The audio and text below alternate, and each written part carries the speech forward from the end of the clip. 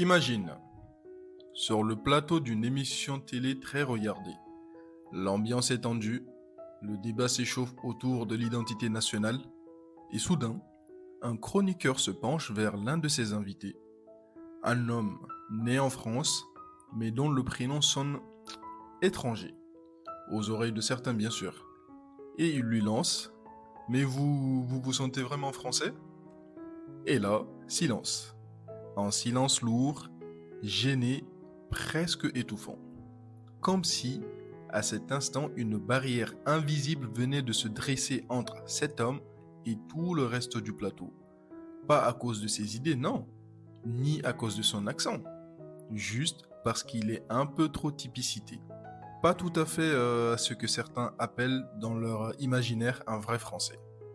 C'est de ce paradoxe dont on va parler aujourd'hui, de ce sentiment d'être toujours en transit, jamais vraiment d'ici, pas tout à fait de là-bas, de cette identité qu'il faut sans cesse expliquer, justifier, et de cette France qui distribue des papiers et une place, mais il faut l'avouer qu'on a du mal à trouver parfois, et de ces origines que l'on revendique avec beaucoup de fierté, mais qui, une fois de retour au pays, se retournent contre nous, car là-bas aussi on va pas se leurrer.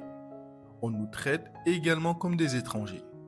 Mais avant d'entrer dans ce sujet brûlant, si tu penses que ces réalités méritent d'être entendues, si tu crois qu'il est temps d'ouvrir d'autres récits, d'aller au-delà des apparences, alors abonne-toi, active la cloche, commente et partage cette vidéo. Car c'est en faisant cela que tu participes à briser le silence, à ouvrir un espace de parole là où il a trop longtemps été verrouillé. Et si tu veux soutenir ce travail, tu peux le faire via ma page Tipeee. Même symbolique, ton soutien reste très important. Merci à toi. Sur ce, installe-toi confortablement, car ce que tu t'apprêtes à entendre n'est pas juste un récit, mais un éclat de vérité. C'est exactement là que débute cette histoire. Là où on donne des papiers qui sont censés montrer notre appartenance à la nation, mais pas toujours facile de se faire une place. Parce qu'en réalité, en France aujourd'hui, la nationalité se limite à une simple carte, mais jamais un sentiment d'appartenance. Elle offre un statut administratif, mais l'appartenance, elle, doit se conquérir encore et encore. Et ce paradoxe-là, il ronge.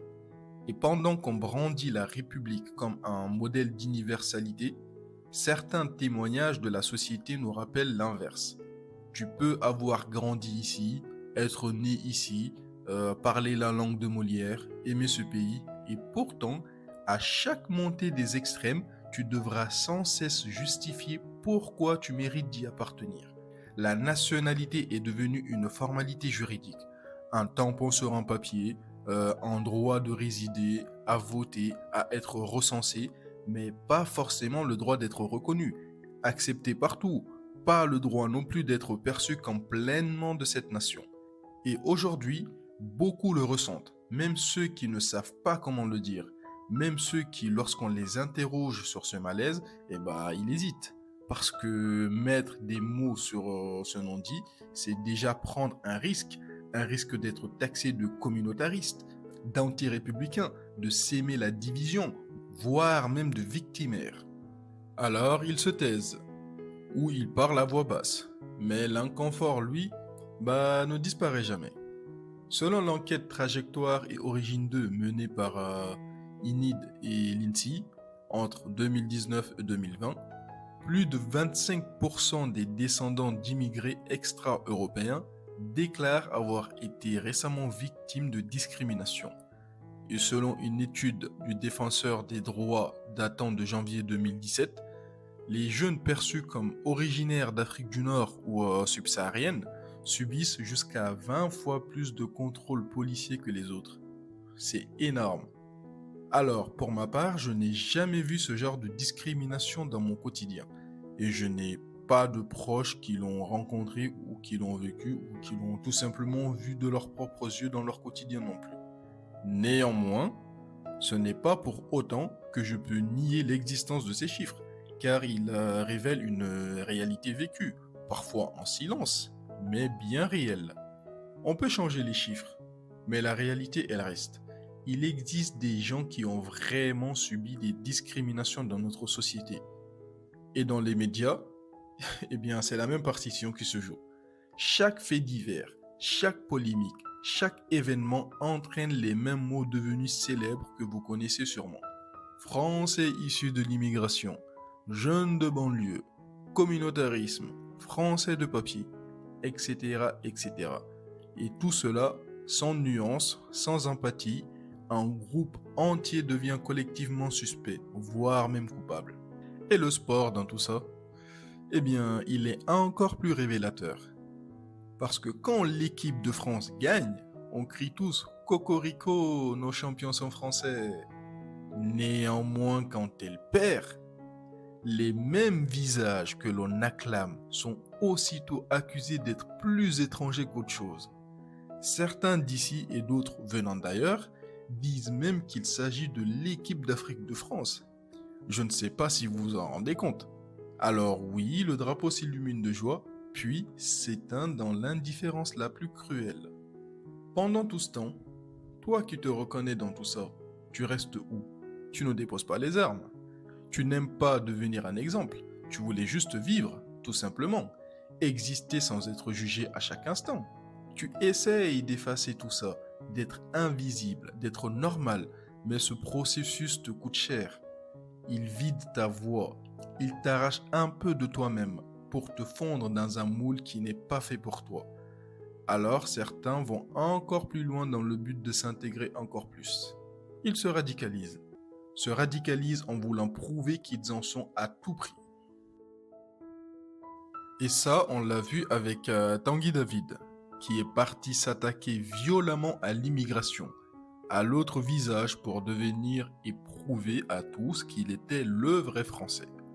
L'exemple à suivre. Bien évidemment, ce n'est pas lui qui est représenté sur cette image. Et qu'est-ce qu'il a récolté de la part de ceux dont il a espéré l'approbation?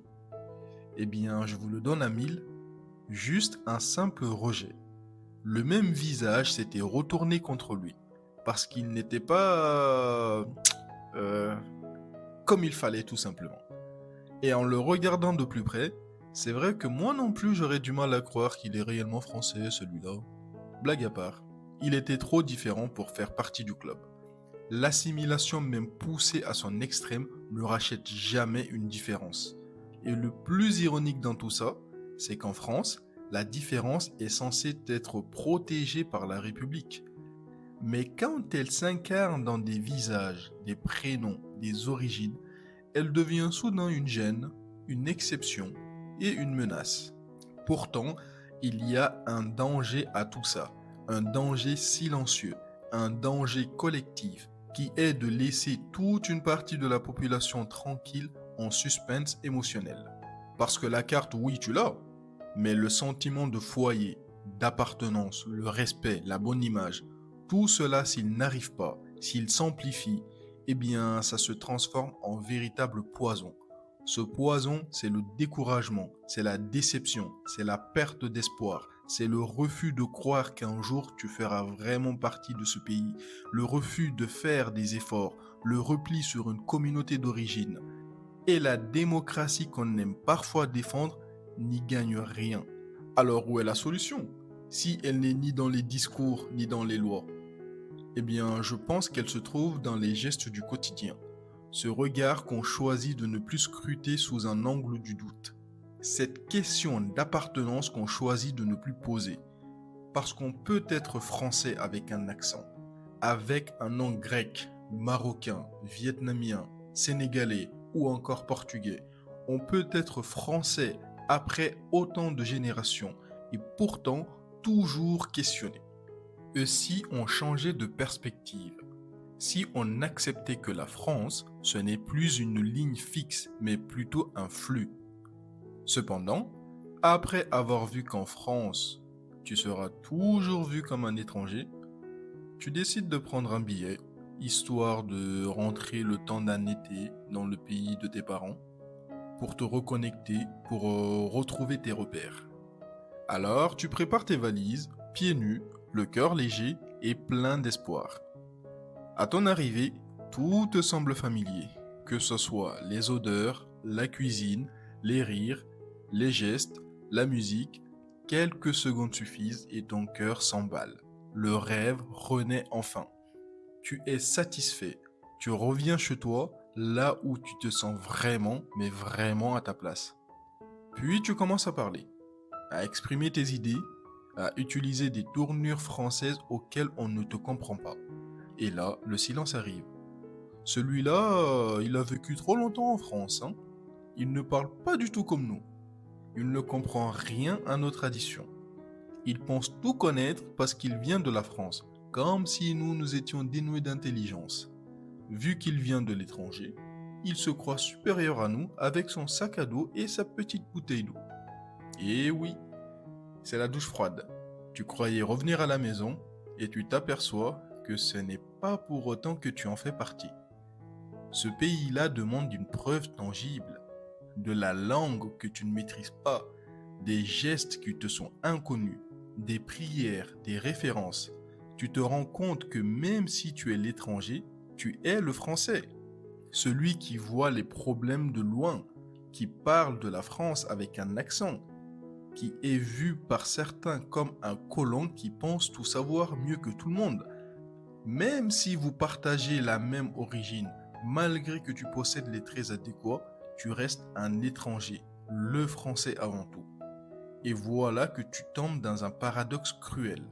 Trop français pour devenir l'un des leurs, trop étranger pour être français. Alors tu te mets à penser, je suis d'un endroit, mais je ne le suis pas vraiment. Tu as la carte d'identité de la France, mais tu n'as jamais réellement quitté l'étranger. Et dans ton pays d'origine, on te fait aussi comprendre que tu n'es et tu resteras qu'un étranger. Entre deux pays, tu te perds. Tu n'as jamais appris la langue d'ici, tu as grandi avec celle de là-bas. Mais elle n'est pas tout à fait la même. Depuis les cours obligatoires, tu itères de toi à toi. Parler français ici, c'est parler deux autres langues à la fois. Ce pays qui t'a vu naître te rejette. Ce pays de tes ancêtres te renvoie. Dans chaque regard, tu perçois le refus silencieux. Tu te sens étranger partout, un peu partout, mais totalement ailleurs. Le rejet t'écrase. Tu portes l'étiquette du français, comme un bouclier contre le monde, mais aussi comme un mur entre toi et tout. Alors, il n'existe pas vraiment de chiffres sur des Français ou des Européens ayant des origines étrangères disant se sentir exclus ou incompris dans leur pays d'origine. Cependant, je peux vous assurer que ce genre de témoignage existe aussi sur Internet et beaucoup d'entre eux ressentent un déchirement profond entre les deux cultures. Ils parlent d'un effet no man's land, une distorsion entre les codes français qu'ils maîtrisent mieux que personne et la distance culturelle qui les laisse en marge dans chaque direction. Alors tu rentres, tu te recloses, tu reconstruis ton identité, comme un château fragile de sable que la marée de deux nations peut détruire à tout moment. Tu travailles, tu réussis, tu t'investis, tu apportes.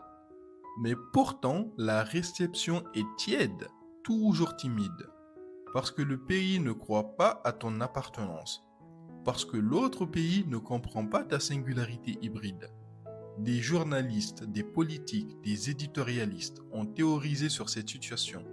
Ils appellent ça la crise identitaire. Mais toi, tu sais ce que ça fait.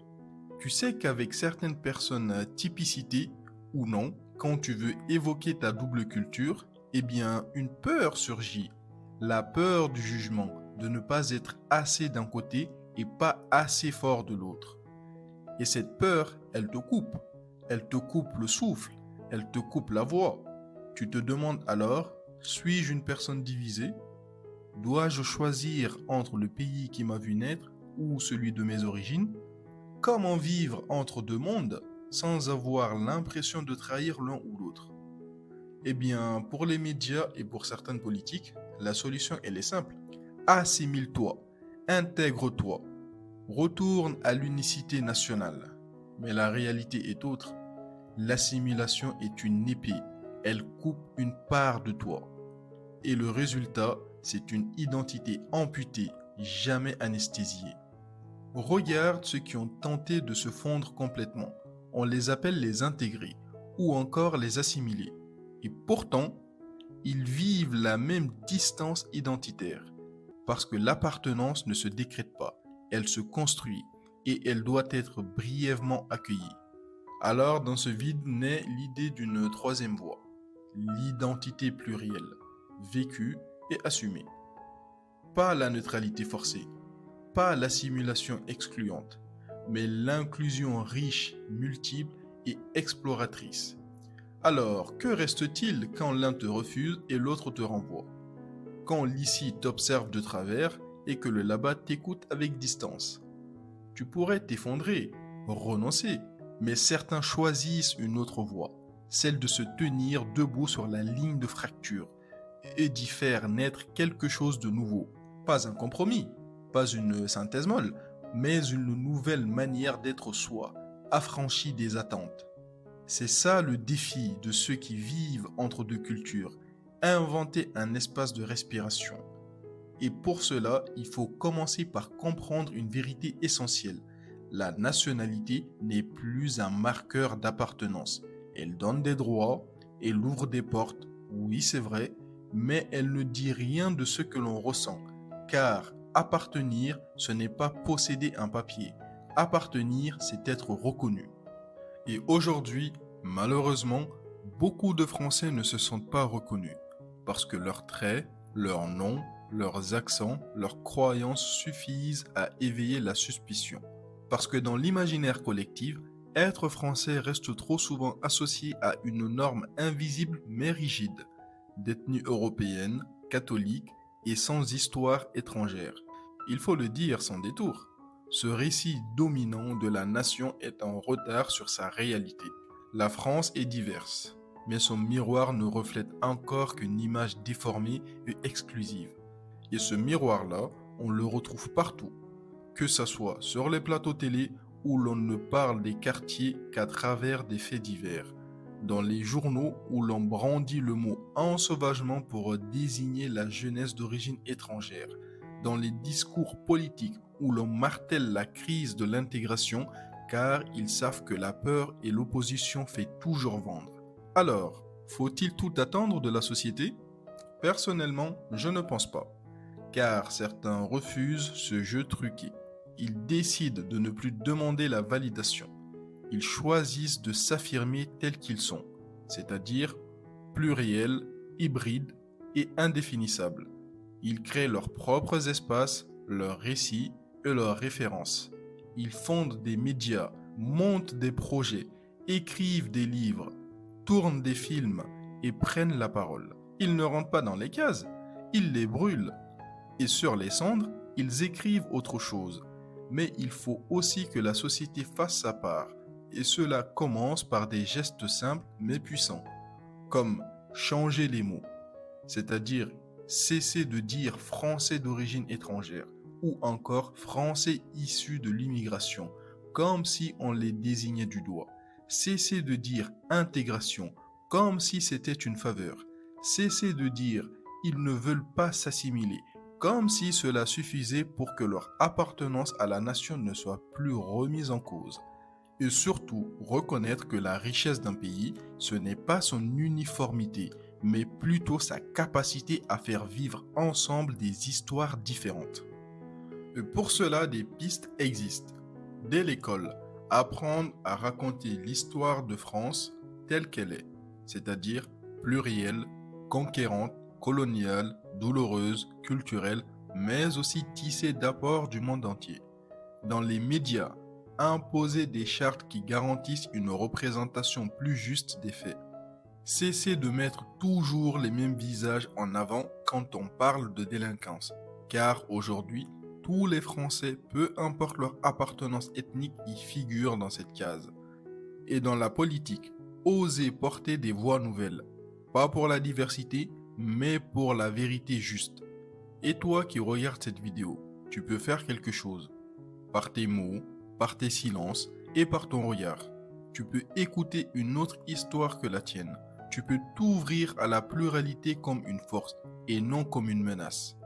Et si tu es toi-même de ces identités multiples, sache ceci, tu n'as rien à prouver, ni à la France, ni à un pays que tu connais à peine. Tu n'as pas à te justifier, tu n'as pas à choisir. Tu es la jonction, pas la fracture. Tu es le lien, pas la tension. Et cette place-là, même si elle est difficile à porter, elle est précieuse. Alors on ne terminera pas par une morale, mais par une question. Et si finalement être français, ce n'était pas correspondre à une norme, mais oser enrichir le récit commun par ce que l'on est, au-delà des cases, des origines et des attentes. À toi de répondre dans les commentaires. Et si cette vidéo te parle, pense à t'abonner, à liker et à la partager autour de toi. Car c'est ainsi qu'on brise les silences, c'est ainsi que l'on ouvre les portes des possibles. Et si tu veux soutenir cette chaîne et permettre à d'autres récits comme celle-ci de voir le jour, tu peux aussi passer sur ma page Tipeee. Merci à vous pour votre soutien. Sur ce, je vous dis à très bientôt pour une nouvelle vidéo. Et d'ici là, prenez soin de vous, surtout à ceux qui marchent entre deux mondes, sans jamais cesser d'espérer.